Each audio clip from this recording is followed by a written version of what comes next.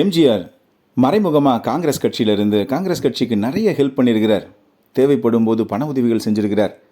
காங்கிரஸ் கட்சியில் ஒரு வலிமையான உறுப்பினராக எம்ஜிஆர் இருந்தார். ஆனால் காங்கிரஸ் கட்சியோடு அவருக்கு ஏற்பட்ட அந்த மனப்பூசல் காரணமாக காங்கிரஸ் கட்சியிலேருந்து வெளியேறி தான் புதிதாக ஒரு கட்சி தொடங்கணும்னு அவருக்கு ஆசை.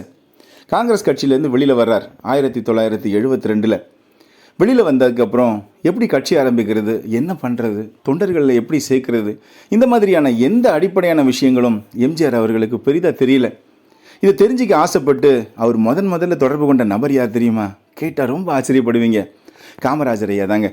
காமராஜர் ஐயா கிட்ட தான் கேட்டார், அரசியலில் எப்படி நம்ம ஜெயிக்கிறது, ஒரு கட்சி எப்படி தொடங்கிறது, கட்சிக்கு எத்தனை உறுப்பினர்கள் தேவை, கட்சி தொண்டர்கள் என்னென்ன செய்யணும், மாநாடுகள் எப்படி நடத்தணும், இந்த மாதிரியான அடிப்படை அரசியல் அறிவுகள் இவருக்கு எம்ஜிஆருக்கு கொஞ்சம் இருந்தாலும் அதை பற்றின அதிகப்படியான தெரிவுகளை காமராஜர் ஐயா கிட்ட இருந்தால் தான் தெரிஞ்சுக்கிட்டார்.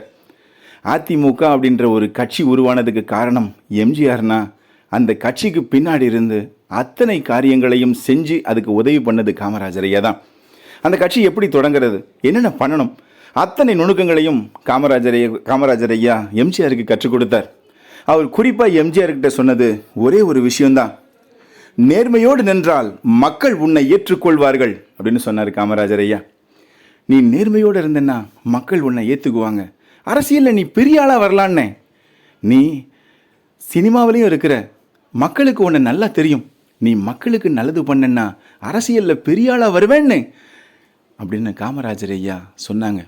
காமராஜர் ஐயா சொன்னால் பலிக்காமல் இருக்குமா? ஒரு காலத்தில் காமராஜர் ஐயாவுக்கு பிறகு தமிழக முதலமைச்சராக வலம் வந்தவர்